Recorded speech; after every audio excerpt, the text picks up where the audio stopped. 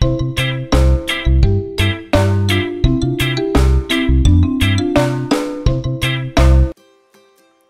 tout le monde, j'espère que vous allez bien. Alors aujourd'hui, je vous montre une vidéo qui est un peu spéciale. C'est une vidéo sur la confection de savon. Donc, il y a longtemps, je fabriquais plusieurs savons pour le fun, là, comme ça. Puis, je me suis dit, bon, je vais vous montrer un peu comment je procède.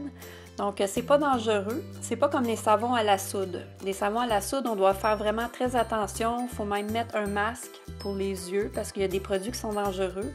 Les outils qu'on utilise, on doit les utiliser seulement pour les savons. On ne peut pas les réutiliser, par exemple, pour la cuisine.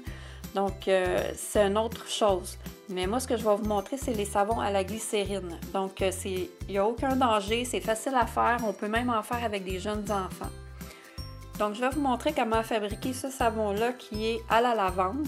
Je vais vous expliquer toutes les étapes puis comment on doit procéder. Donc, dans la préparation de savon, la première chose qu'on doit faire, c'est se choisir un moule. Moi, je vais vous montrer les moules que j'ai. Ça va vous donner une idée. Comme il y a par exemple ces petits moules-là ici, qui sont en forme de cœur. Ils sont vraiment très jolis. Ça fait des super beaux savons. Ici, on a comme une petite texture sur le côté. Donc, on peut faire des beaux savons avec ça. J'ai aussi des moules à muffins. Ça aussi, ça fait vraiment des très très jolis savons. Bon, j'en ai toutes les couleurs. Il se vend aussi des moules à glace au Dollarama. Puis ça, c'est pratique pour faire des savons qui sont dans des savons. C'est-à-dire, on en fait des petits de différentes couleurs et on les imbrique dans un savon qui est plus gros. Fait que ça, c'est le fun pour ça. J'ai un autre moule ici qui se trouve à être des roses. Celui-là, ça donne vraiment de très très beaux savons. On voit l'autre côté plus le résultat. Ils sont quand même assez gros, ceux-là. J'en ai d'autres qui sont plus conventionnels, qui sont plus transparents. Comme ceux-là, ça fait un savon massage, parce qu'il y a comme des petites boules ici, à l'extérieur. J'ai celui-là ici qui est très très joli. J'ai un autre savon massage avec des petites boules. Puis il y a celui-là en forme de 4 petits cœurs, qui est quand même assez gros. Ce moule-là, il est plus conventionnel. Comme ici, on a le savon ovale qui fait plus antique. Ici, on a le savon très traditionnel rectangulaire. Là, on a le savon carré. Et ici, on a le savon en forme de cercle. J'ai aussi un moule en cœur. On le voit mieux de ce côté-là. Ici, ça fait un gros cœur. Puis les 4 autres petits cœurs, ici, ont différentes textures de fleurs sur le dessus. Donc, celui-là, je m'en suis vraiment beaucoup servi. J'ai celui-là qui ressemble à l'autre que j'ai montré tantôt parce que, bon, ici, on a un rectangle, un carré, un cercle. Mais la différence, c'est que lui, ici, il est comme octogonal. Donc, on peut faire des savons au miel. Ça fait penser à une ruche. Donc, celui-là aussi, je l'ai utilisé beaucoup. Ça, c'est des savons un peu plus anciens, disons. Comme ici, on a une fleur. Puis, je trouve que la forme est plus ancienne. Ils sont texturés sur le dessus. Donc, c'est les deux mêmes qu'il y a répété 2 fois. On peut se procurer les moules dans des endroits où ils vendent des trucs pour la cuisine. Ou on peut utiliser des vrais moules destinés pour les savons, c'est-à-dire ceux qui sont vendus dans les magasins de fourniture pour le matériel d'artiste. Par exemple, chez Omer de Serre ou chez Michaels. Donc, pour la démonstration, moi, je vais choisir le moule qui est ici, qui est comme une forme ovale avec une rose gravée dans le fond. Donc, la prochaine étape, c'est de couper notre glycérine. Moi, j'ai acheté ces petits cubes-là qui se vendent chez Omer de Serre. Donc, ils sont déjà séparés, c'est plus facile pour couper. La glycérine, ça se vend opaque, comme ça. Elle vient comme blanche. Puis, il y en a aussi de la transparente. Donc, on peut faire différents styles de savon. Moi, j'ai la opaque. Puis, il se vend un couteau exprès pour couper la glycérine. C'est sûr qu'on peut prendre un couteau qu'on a à la maison. Ça va faire l'affaire aussi. Mais moi, je me suis mis à faire beaucoup de savon dans le temps. Donc, j'avais acheté le vrai couteau qui va avec. Donc, ça ressemble à ça. Ça a l'air épeurant comme couteau, là. Ça me fait penser à toi, petite Chris Green Zen et Cosmétiques avec ton couteau qui tue. en passant, je te salue. Puis j'aime beaucoup tes vidéos. Donc, bref, on utilise ça pour couper le savon. Donc, pour savoir combien il en faut, on a juste à couper des petits morceaux comme ça.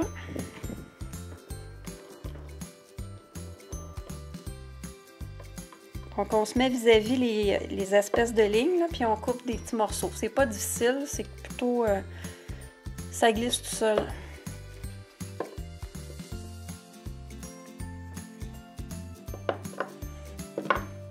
Bon, fait que ça donne des petits cubes comme ça. Puis moi, j'ai fait quand même un peu plus petit. Je trouve que ça va mieux quand on les fait fondre. Fait que moi, je vais les recouper encore en deux, chacun. Comme ça. Ce sera pas long.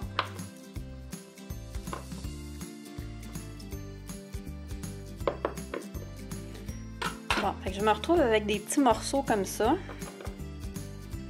Puis c'est plus facile à savoir combien il en faut. Donc, le truc pour savoir combien il faut exactement de glycérine pour faire notre savon, c'est juste de les mettre tout simplement dans le moule. C'est sûr que c'est pas hyper précis, là, mais ça donne quand même une idée de combien il en faut pour faire le savon. Donc, moi, ça serait à peu près ça la quantité. Puis, ça se peut qu'il y ait tout le temps un petit restant à la fin, là, c'est normal. Ensuite, moi, je prends tout le temps une grosse tasse à mesurer comme ça en plastique. Puis, je mets ça dedans. Puis, il va falloir faire fondre le savon. Puis, je prends tout le temps une cuillère aussi, une grosse cuillère à soupe pour pouvoir brasser le mélange une fois qu'il est fondu. Donc, quand je vais le mettre au four à micro-ondes, je dois le mettre par tranche de 30 secondes et vérifier à toutes les 30 secondes qu'est-ce que ça donne pour voir si le liquide a vraiment tout fondu. C'est très important de ne pas faire bouillir parce que ça peut ruiner la matière ou carrément faire fondre le moule quand on va le verser dedans. Ça peut aussi causer des brûlures. Du moment que c'est tout liquide, on brasse et tout de suite après, on met le colorant. Si jamais ça devient gélatineux, on peut le remettre à fondre encore une autre 30 secondes. Donc, je vais aller faire ça et je vous reviens. Bon, maintenant, je l'ai fait fondre. Alors, on est rendu à mettre le colorant. Moi, j'ai choisi du mauve. Donc, on en met un petit peu. On brasse. On brasse jusqu'à temps que ça donne la couleur qu'on voudrait. Si on veut que ce soit plus foncé, on rajoute de la couleur. Donc, c'est ce que je vais faire.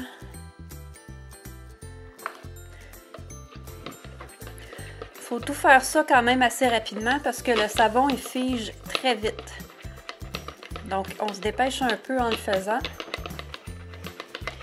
Et on brasse jusqu'à temps que ça donne la couleur souhaitée.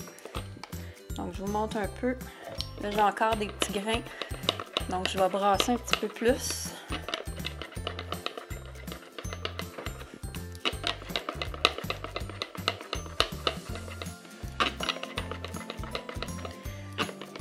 Là, ça ressemble vraiment à la couleur que je voudrais.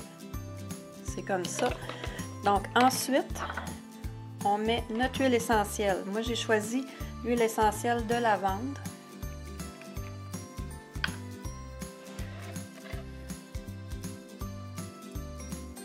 On en met à peu près 8-9 gouttes. On brasse et pour savoir s'il y en a assez, ben, c'est pas compliqué, on le sent. Donc oui, ça sent vraiment comme je voudrais. Sinon, on rajoute des huiles.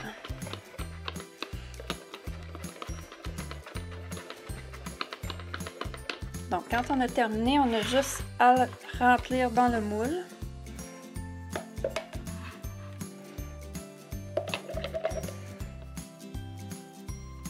Donc, on verse dans le moule. Il faut gratter les côtés.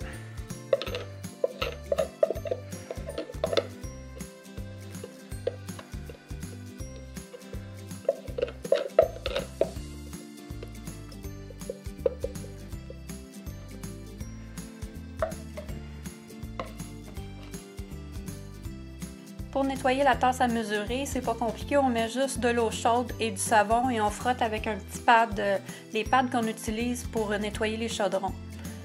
Puis on le met au frigo jusqu'à ce qu'il soit froid, puis ensuite on pourra le démouler. Donc c'est ce que je vais aller faire à l'instant, je vous reviens. Donc, je suis allée chercher le savon qui était dans le frigo. Donc, je l'ai laissé à peu près 1 heure pour être sûr qu'il soit vraiment bien pris. Donc, ça donne ça. Là, on voit que ça a vraiment pris dans le moule. Un truc pour le sortir facilement, c'est qu'on le tord un peu dans différents sens comme ça. Ça aide pour le démouler. On le tord. Puis ensuite, on se met comme ça à l'envers et on pousse avec nos doigts.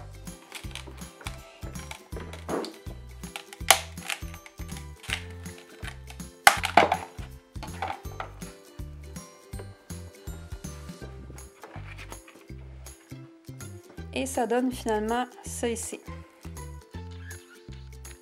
Donc c'est un savon qui fait un peu antique. On voit la petite rose en avant, puis il est comme gravé sur le côté. Donc, moi, j'aime beaucoup ce modèle-là. Et il sent très, très bon la lavande. Bon, c'est une odeur que moi, j'aime moins, mais je voulais le donner en cadeau à quelqu'un qui aime vraiment beaucoup cette odeur-là. Donc, c'est ça que ça donne. Ensuite, on doit passer à comment on doit l'emballer. Donc, je vais vous montrer ça. Donc, il se vend des papiers comme ça qui sont faits à la main. Puis, on voit qu'il y a comme à l'intérieur des genres de feuilles qui sont insérés. Fait que ça, c'est fait à la main. On peut utiliser ça pour emballer les savons. Puis aussi, ce ruban-là qu'on peut utiliser pour emballer le savon une fois qu'on a choisi comment on l'emballait. Moi, d'habitude, je le fais vraiment simple, c'est-à-dire que je le mets dans une pellicule moulante. Puis ensuite, je l'emballe dans d'autres papiers. Donc là, je vais pouvoir revenir avec les ingrédients que j'ai mis à l'intérieur. Donc, la première chose que j'ai mis, c'était le colorant. Il y a vraiment plusieurs colorants qu'on peut utiliser pour mettre de la couleur à notre savon. Il y a des colorants qui sont sous forme liquide et il y en a qui sont sous forme de poudre. Donc, moi, j'en ai plusieurs liquides parce que j'en faisais, comme je vous dis, j'en faisais beaucoup avant. Là. Donc, j'ai ça eu le colorant à la glycérine vert fluo.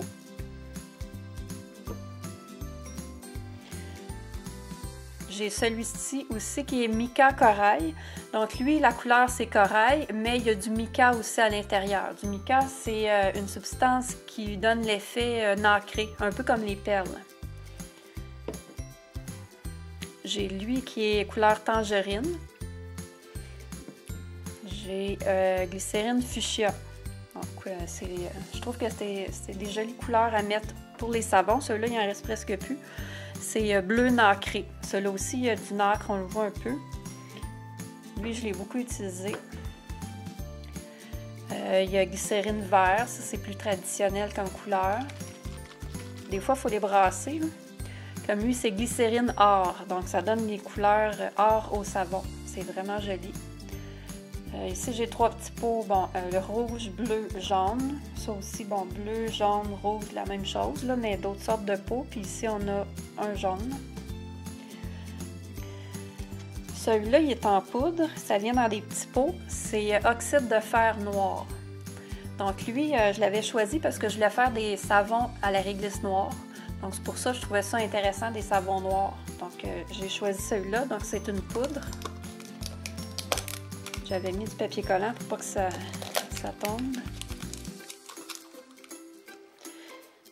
Ça fait une petite poudre. Je trouve que c'est plus difficile à mélanger quand c'est une poudre que quand c'est liquide parce qu'il y a des petits grains qu'il faut brasser plus longtemps. Mais c'est quand même une belle alternative. Et moi, le colorant que j'ai choisi, c'est ultramarine violet. Donc, c'est une poudre qui est violette. Puis j'ai choisi cette couleur-là parce que c'est la couleur de la lavande. Et comme je faisais un savon à la lavande, j'ai trouvé que c'était plutôt concept. Mes colorants, je les ai achetés chez Savon Populaire. C'est un endroit à Montréal. Mais il y a d'autres endroits qu'on peut trouver ça. Probablement qu'il y en a chez Omer de Serre, chez Michaels. Tous les endroits où on peut trouver du matériel d'artiste. Après avoir mis notre colorant, on met tout de suite notre huile essentielle. Ça va être pour parfumer le savon. Donc moi, j'ai choisi l'huile essentielle de lavande.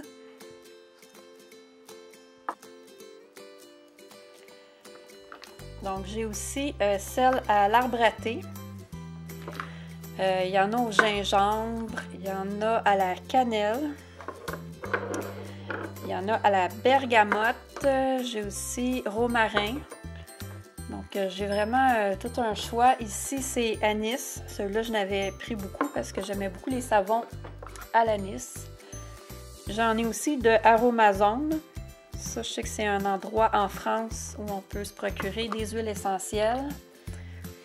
J'ai au benjoin, à la sauge sclarée, à la camomille, à la mandarine, au ylang-ylang,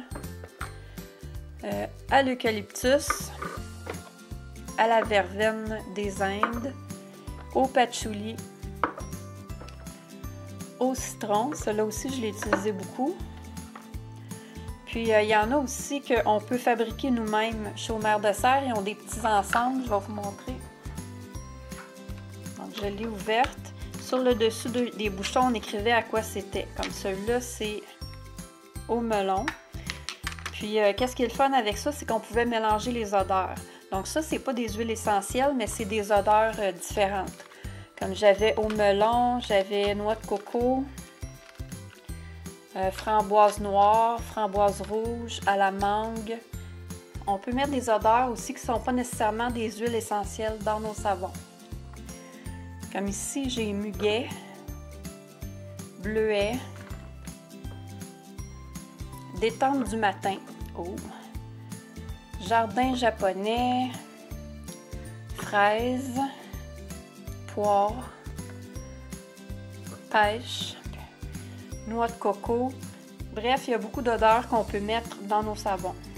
On peut aussi mettre un additif dans le savon, comme par exemple l'huile d'amande qui se trouve être adoucissante. Il y a aussi le gel d'aloès, ça c'est pour les peaux gercées, l'eczéma et les brûlures. On peut mettre du beurre de cacao, du beurre de karité qui est hydratant. On peut mettre du miel qui est émollient. On peut aussi ajouter de la vitamine E qui est antioxydant pour les rides, ou de l'huile d'olive, ou alors du lait de coco. Donc, il y a différents additifs qu'on peut mettre dans notre savon. Maintenant, je vais vous montrer les additifs que j'utilisais pour faire mes savons dans le temps où j'en faisais souvent. Donc, il y a des graines de pavot. J'étais aussi allée chercher de l'argile. Ça désincruste la peau. Donc, j'ai l'argile blanche. J'avais aussi de l'argile verte qui se vendait dans des contenants comme ça. J'étais allée chercher des fleurs de calendula. Là, ça fait longtemps que je les ai. C'est comme des petites fleurs séchées jaunes. Donc, ça décore les savons. Pour le côté exfoliant, j'avais des graines d'abricot. Puis, il y a de la noix de coco râpée aussi que j'utilisais des fois quand je mettais dans mes savons. Donc, ça fait le tour. C'est sûr qu'il y a vraiment plusieurs additifs qu'on peut mettre. Donc, ça laisse place à beaucoup d'imagination quand on fabrique des savons. Il existe également des étampes pour embosser les savons. Donc, je vous en montre une. Celle-là, c'est un modèle de fleur. Je peux vous montrer ce que ça donne aussi parce que je l'avais déjà faite sur un savon. Ça fait très longtemps. Donc, ça fait un petit motif spécial. Dans le fond, ce qu'il faut faire, c'est qu'on l'applique comme ça à l'envers. Puis, on attend que le savon prenne et ensuite, on décolle. Puis, on a le petit motif qui est imbriqué dans le savon. Donc, ça fait des effets qui sont vraiment très jolis. J'en ai d'autres aussi. J'avais celui-là, qui est comme des genres de petites feuilles. J'ai un cœur. Ça aussi, c'est comme une fleur. Ça, c'est des motifs fleuraux. Ici, on a une libellule, une autre fleur. Ça, c'est des écritures. Love, quelque chose, je ne sais pas, il est écrit à l'envers, là, évidemment. Ça, c'est des feuilles. Ça aussi, c'est un autre motif de feuilles. Je mettrai en coordonnées les endroits dont j'ai parlé dans la vidéo. J'espère que vous avez aimé la vidéo. Si c'est le cas, mettez un pouce bleu et abonnez-vous. Et nous, on se revoit dans une prochaine vidéo. Bye!